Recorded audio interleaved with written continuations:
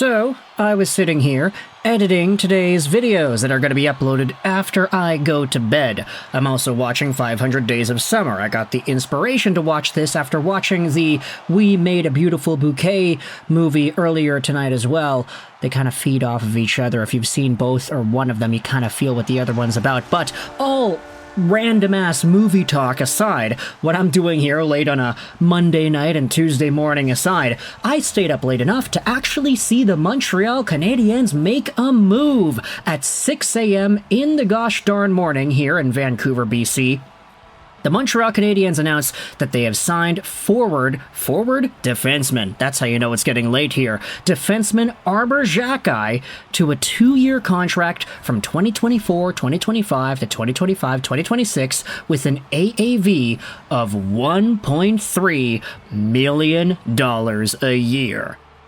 Oh boy, baby, a sheriff is back in town.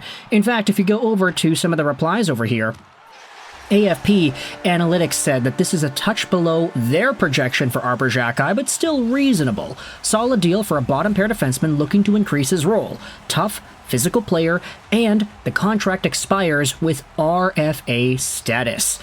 That's a pretty big point right there. It helps the Canadiens keep leverage once 2026 does come around.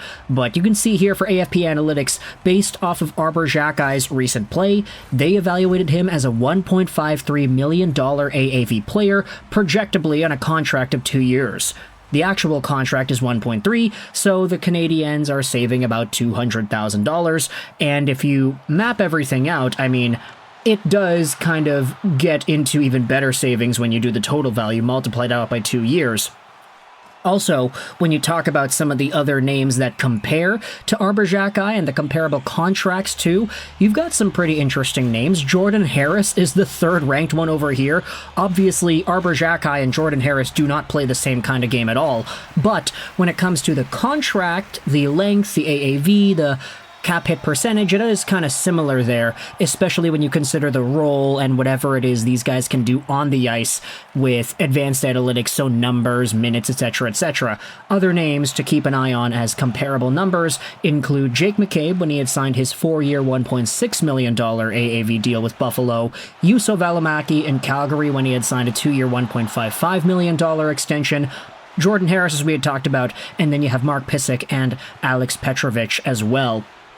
Two other guys that did have themselves some NHL success. I don't want to say that these guys are bums, but they did have their fair share of NHL seasons and a good amount of cup of coffees with the league. But Arber Xhekaj, of course, if he pans out to what Canadiens fans want him to be, he hopefully will be a little bit more than what Mark Pysyk and Alex Petrovich provided for their teams. Let's go out there and read the report here on the Montreal Canadiens website. 2-year contract for Arber Xhekaj. Montreal Canadiens GM Kent Hughes announced on Tuesday that the team has agreed to terms on a 2-year, $2.6 million contract with defenseman Arber Xhekaj. The deal will pay him an AAV of $1.3 million a year. Xhekaj played 44 games with Montreal last season, recording 10 points, 3 goals, 7 assists, and ranking second on the team with a +6 plus-minus differential. Really? He was second on the team in plus-minus? That's kind of crazy when you think about it. The 6'4", 240-pound defenseman led the Canadiens with 81 penalty minutes and topped all team defensemen with 125 hits. The 23-year-old blue liner also skated in 17 games with the Laval Rocket in 23-24, contributing 3 goals and 8 assists. Xhekaj originally joined the Canadiens organization when he had signed a 3-year ELC on October 4th, 2021. Now, I like how this report doesn't go out there and just spill all the details of all the numbers of everything Arber Xhekaj has ever done. Some of those NHL.com articles get into the really nitty-gritty. Oh, in 2019, he played for the Kitchener Rangers and he had 3 points in 59 games played. Like, it's all crap like that that nobody really cares about in 2024. But the Montreal Canadiens, they keep it short and sweet. It's a pretty good summary here.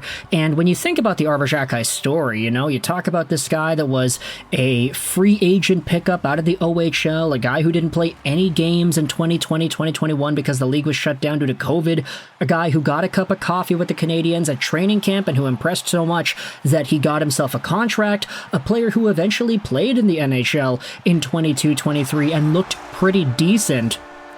and eventually a guy who got sent down to Laval because he really needed to work on his discipline at the NHL level. He still was the #1 Montreal penalty guy, but he needed to rein it in, and I think that stint in the Laval Rocket really helped him in that respect. It also allowed him to exhibit some pretty good offense as well. 11 points, 17 games played. It's super interesting to me because with the stint that he had had in Laval, it's almost like, hey, we kind of acknowledge now that he does have offensive point-producing potential. Sure, he's no Lane Hudson, he's no Mike Matheson, but if Arber Xhekaj is able to do all the crap that he does in the NHL, he's able to plummet guys and put them on their knees and punch guys' lights out as well.